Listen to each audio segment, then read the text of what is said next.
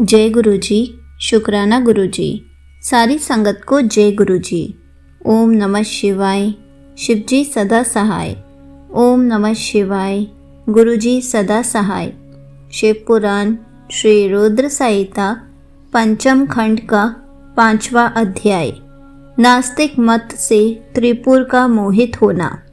नारद जी ने पूछा, हे ब्रह्मदेव, उन तीनों महाबलशाली दैत्य राजों के उन मायावी और पाखंडी अरीह और उनके शिष्यों द्वारा शिक्षा ग्रहण होने पर वहाँ क्या हुआ? उन मायावी पुरुषों ने क्या किया? कृपया मुझे बताइए। नारद जी का प्रश्न सुनकर ब्रह्मा जी बोले, हे नारद, जब त्रिपुर के राजा ही उस मायामय शास्त्र द्वारा दीक्षित हो गए तो वहाँ की जनता क्यों नहीं होती? अरिहन ने कहा, मेरा ज्ञान वेदांत का सार है। यह अनादिकाल से चला आ रहा है। इसमें कर्ता कर्म नहीं है। आत्मा के देह अर्थात शरीर से जितने भी बंधन हैं वे सब ईश्वर के ही हैं। ईश्वर के समान कोई भी ना तो शक्तिशाली है और ना ही सामर्थ्यवान। ब्रह्मा, विष्णु और महेश सब अरिहन ही कहे जाते हैं। समय आने पर ये तीनों ही लीन हो जाते हैं। आत्मा एक है। मृत्यु सभी के लिए सत्य है। मृत्यु शाश्वत है और सबके लिए निश्चित है। इसलिए हमें कभी भी हिंसा नहीं करनी चाहिए और सदा ही अहिंसा के मार्ग पर चलना चाहिए। अहिंसा ही परम धर्म है। किसी को दुख पहुंचाना महापाप है। इसलिए हमें कभी भी कमज़ोर और निर्बलों को नहीं सताना चाहिए। दूसरों को क्षमा करना ही सबसे बड़ा गुण है। इसलिए सदा अहिंसा का मार्ग अपनाना चाहिए।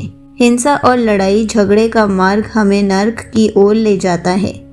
इसलिए किसी को डराओ धमकाओ मत। सदैव विनम्रता का आचरण करो। भूखों को भोजन दो, रोगियों को औषधि और छात्रों को विद्या का दान करो। भक्ति के साथ उपासना करो। आडंबरों की कोई आवश्यकता नहीं होती। मन को शुद्ध रखो तथा 12 स्थानों की पूजा करो, जिनमें 5 कर्मेंद्रियां, 5 ज्ञानेंद्रियां तथा मन व बुद्धि सम्मिलित है। इसी धरा पर ही स्वर्ग और नरक दोनों स्थित हैं। अतः अनावश्यक रूप से उनकी कामना मन में लेकर अपनों को कष्ट देना पूर्णतः गलत है। शांति और सुख पूर्वक मरना ही मोक्ष की प्राप्ति है। स्वर्ग की प्राप्ति की इच्छा मन में लेकर हवन की अग्नि में तिल, घी और पशु की बलि देना कहाँ की मानवता है। इस प्रकार उन असुर राजाओं को अपना जीवन दर्शन सुनाकर अरि उस पुर के निवासियों से बोले कि मनुष्य को सुख पूर्वक निवास करना चाहिए। आनंद ही ब्रह्म है और परम ब्रह्म की प्राप्ति सिर्फ एक कल्पना है। तभी कहता हूँ कि जब तक आपका शरीर स्वस्थ और समर्थ है, अपने सुख का मार्ग ढूंढकर उसका अनुसरण करो, अन्यथा शीघ्र ही तुम पर बुढ़ापा आ जाएगा और तुम्हारा शरीर नष्ट हो जाएगा। इसलिए ज्ञानियों को स्वयं अपने सुख की खोज करनी चाहिए। मेरी इस बात का समर्थन वेद भी करते हैं। मनुष्य को जाति पाति के बंधनों में फंसकर कभी किसी को कम नहीं समझना चाहिए। सृष्टि के आरंभ में ब्रह्मा जी की उत्पत्ति हुई। उनके दक्ष और मरीचि नामक 2 पुत्र हुए। मरीचि के पुत्र कश्यप जी ने दक्ष की 13 कन्याओं का धर्म से विवाह कराया।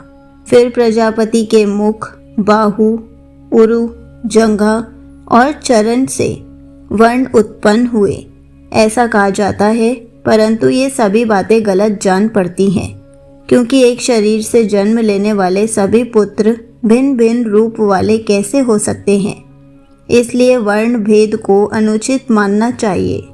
ब्रह्मा जी बोले, इस प्रकार उन अरि नामक धर्मात्मा ने अपने भाषण द्वारा तारकाक्ष, कमलाक्ष और विद्युन्माली नामक तीनों असुरों के निवासियों को वेद मार्ग से विमुख कर दिया। साथ ही उन्होंने पतिव्रता स्त्रियों के पतिव्रता धर्म और पुरुषों के जितेंद्रिय धर्म को अस्वीकार कर दिया। उन्होंने धर्म, यज्ञ, तीर्थ, श्रद्धा और धर्म शास्त्रों का भी खंडन किया। विशेष रूप से उन्होंने भगवान शिव की पूजा न करने के लिए सभी को प्रोत्साहित किया और सब देवताओं के पूजन और आराधना को व्यर्थ बताया। इस प्रकार उन अरी ने पुर के वासियों को अपने झूठे धर्म और पाखंड से मोहित कर दिया। इस प्रकार वहां अधर्म फैल गया। तत्पश्चात भगवान श्री हरि विष्णु की माया से देवी महालक्ष्मी भी उन त्रिपुरों में अपना अनादर देख उस स्थान को त्याग कर चली गई। संगत जी, यहीं पर शिव पुराण श्री रुद्र संहिता पंचम खंड का 5वां अध्याय समाप्त होता है। जय गुरु जी। शुक्राना गुरु जी।